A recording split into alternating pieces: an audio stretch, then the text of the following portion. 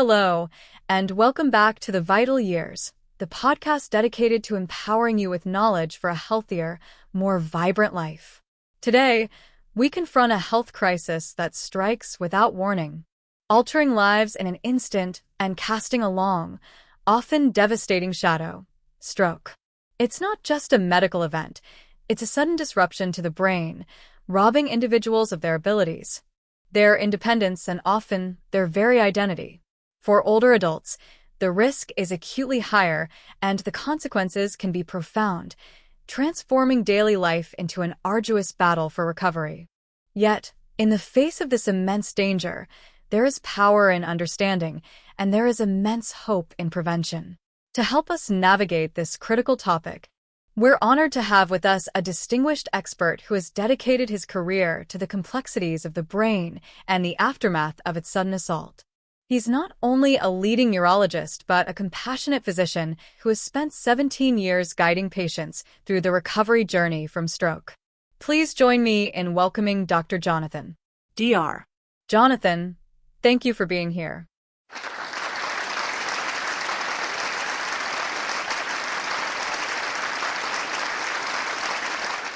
Dr. Jonathan, let's start with the core understanding. What exactly causes a stroke, particularly in older adults? And what are the primary reasons why this condition is so prevalent in this age group? That's an excellent place to begin. A stroke occurs when the blood supply to part of your brain is interrupted or severely reduced, depriving brain tissue of oxygen and nutrients. Brain cells begin to die within minutes. There are two main types of stroke. Ischemic stroke. This is the most common type, accounting for about 87% of all strokes. It happens when blood vessels supplying the brain become narrowed or blocked, usually by blood clots. These clots can form in the brain's arteries, thrombotic stroke, or travel to the brain from elsewhere in the body, often the heart, embolic stroke. Hemorrhagic stroke. This occurs when a blood vessel in the brain leaks or ruptures, causing bleeding into the brain tissue. This bleeding damages brain cells and increases pressure on the brain. Now, why is stroke more prevalent in older adults? It's largely due to the accumulation of risk factors over a lifetime. As we age, our blood vessels naturally become stiffer and more prone to damage. Several chronic conditions, which become more common with age, significantly elevate stroke risk. High blood pressure. Hypertension. This is the #1 risk factor. Over time, high pressure damages and weakens blood vessels throughout the body, including those in the brain, making them more likely to clot or rupture. High cholesterol. Excess cholesterol can lead to atherosclerosis, the hardening and narrowing of arteries, which can obstruct blood flow. Diabetes. High blood sugar levels damage blood vessels and contribute to fatty deposits and blood clots. Heart disease. Conditions like atrial fibrillation, an irregular heartbeat that can cause blood clots to form in the heart and travel to the brain, heart failure, or previous heart attacks all increase stroke risk. Obesity and sedentary lifestyle. These contribute to many other risk factors like high blood pressure, diabetes, and high cholesterol. Smoking damages blood vessels, increases blood pressure, and makes blood more prone to clotting. Previous stroke, or TIA, transient ischemic attack, a TIA, often called a mini-stroke, is a strong warning sign. Family history. A genetic predisposition can increase risk. The older we get, the more likely we are to have one or more of these underlying conditions that silently erode our vascular health, setting the stage for a stroke. The good news is that many of these risk factors are manageable. Thank you, Dr. Jonathan, for that comprehensive explanation of the underlying causes. It truly underscores the urgency of prevention. Now, let's open the floor to our listeners. Do we have any audience members who'd like to ask the doctor a question? Yes, thank you for this important discussion. Dr. Jonathan, I am a bit worried about my parents. They're both in their late 70s, and I want to do everything I can to help them stay healthy and avoid a stroke. What are the most effective ways for older adults, like my parents, to prevent a stroke? What concrete steps can they take, or what should my family encourage them to do? That's a very thoughtful question. and your concern for your parents is commendable. Stroke prevention for older adults focuses on managing existing risk factors and adopting healthy lifestyle habits. Here are the most effective strategies. Blood pressure control. This is paramount. Encourage your parents to monitor their blood pressure regularly, ideally at home, and ensure it's well controlled with medication if prescribed. A target of below 130/80 mmHg is often recommended for older adults, but their doctor will set the specific goal. Consistent medication adherence and regular doctor visits are key. Manage diabetes. If either parent has diabetes, strict control of blood sugar levels is vital through diet, exercise, and medication as prescribed. High blood sugar significantly damages blood vessels over time. Cholesterol management.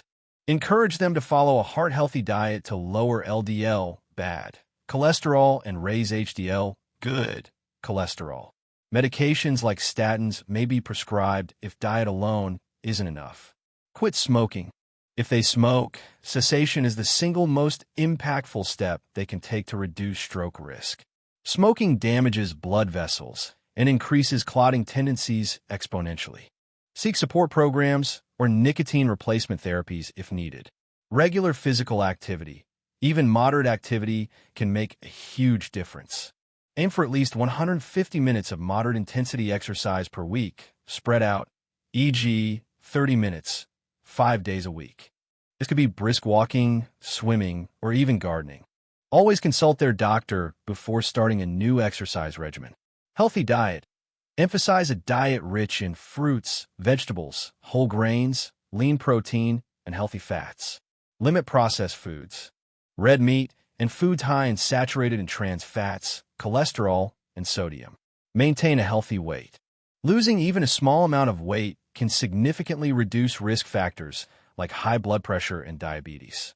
Limit alcohol intake. Moderate alcohol consumption, if any, is advised. For older adults, this generally means no more than 1 drink per day for women and men. Excessive drinking raises blood pressure and contributes to other health issues. Identify and treat atrial fibrillation. AFib is a major risk factor for embolic strokes. If your parents experience irregular heartbeats, palpitations, or dizziness, they should be screened for AFib. If diagnosed, appropriate management with anticoagulants, blood thinners, is crucial. Regular medical checkups. Ensure they attend all scheduled doctor's appointments. Regular screenings allow for early detection and management of risk factors. Recognize TIA symptoms. If they experience any sudden, temporary stroke-like symptoms, weakness on one side, difficulty speaking, vision changes, they must seek immediate medical attention. A TIA is a warning sign that a full stroke may be imminent. These steps, though seemingly simple, require consistent effort and support. Encouraging and assisting your parents with these changes can make a profound difference in their stroke risk. That's a very comprehensive and actionable list, Dr. Jonathan. Thank you. Do we have any audience members who'd like to ask the doctor another question? Yeah, hello. Thanks for taking my question. I'm 45, and I've been a little worried lately. My dad had a stroke in his 62s, and I want to know, what are the signs? What are the early signs that someone might be having a stroke, even if they don't seem obvious? I want to know for myself, so I can act fast. It's very responsible of you to be aware of these signs, especially with a family history. Recognizing stroke symptoms immediately is absolutely critical because time is brain. The faster medical help is received, the better the chances of recovery and reducing long-term disability. The most widely recognized and easy-to-remember acronym for stroke signs is F.A.S.T. F is for face drooping. Ask the person to smile. Does one side of their face droop, or is it numb? Is their smile uneven? A is for arm weakness. Ask the person to raise both arms. Does one arm drift downward? Is it weak or numb? S is for speech difficulty. Ask the person to repeat a simple sentence. Is their speech slurred, strange, or difficult to understand? Are they unable to speak at all? T is for time to call 911.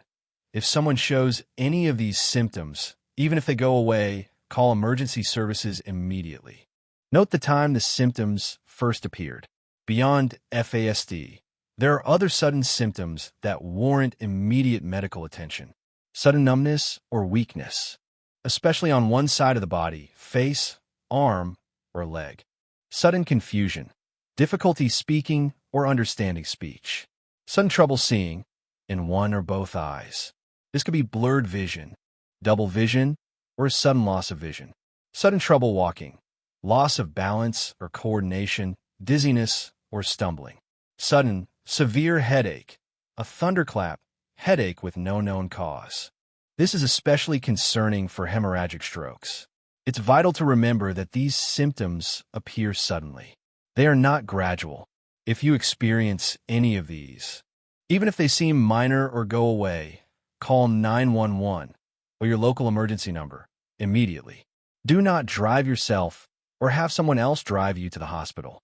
An ambulance is equipped to provide critical care en route and alert the hospital, saving precious time for treatment. Trust your instincts.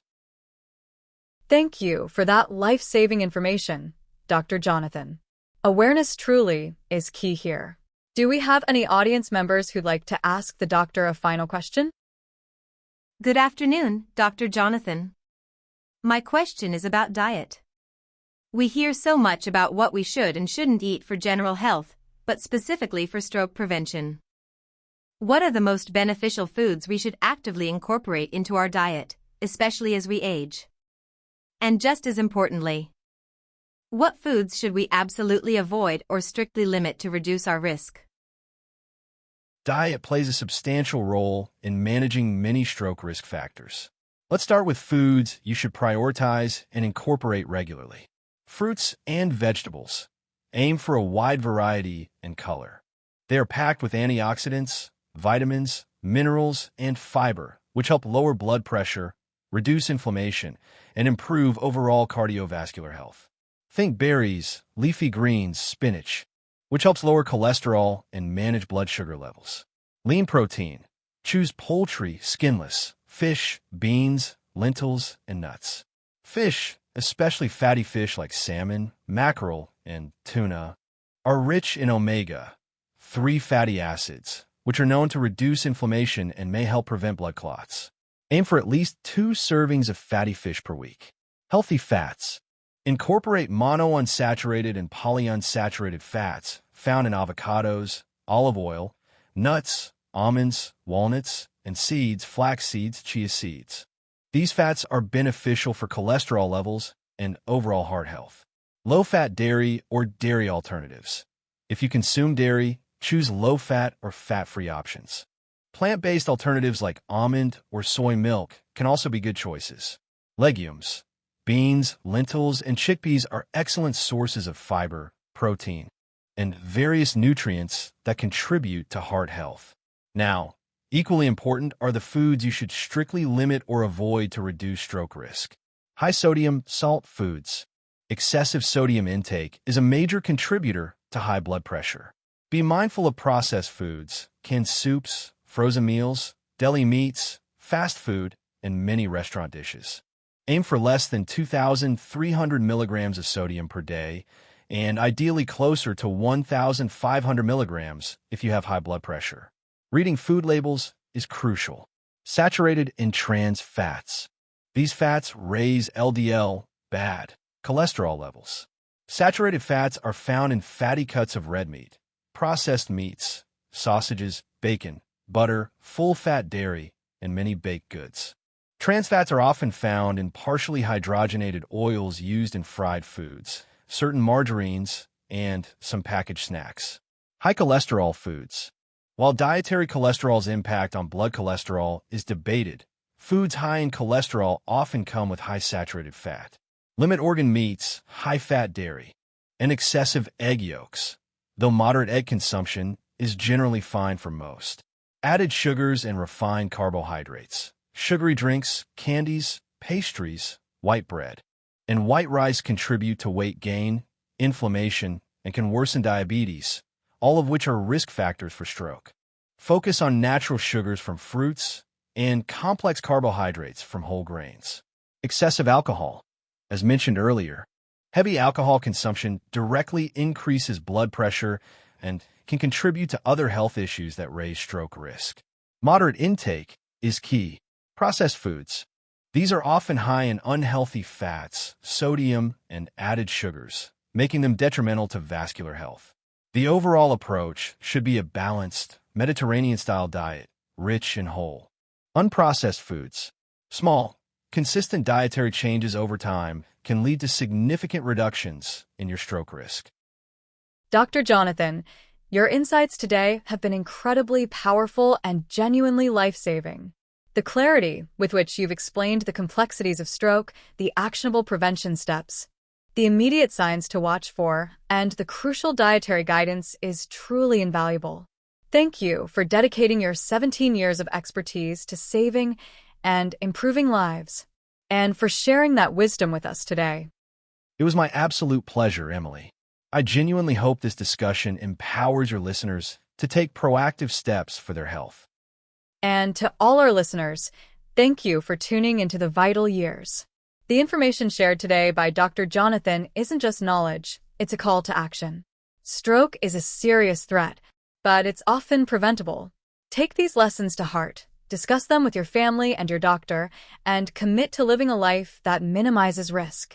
If you found this discussion helpful, please subscribe to the Vital Years channel.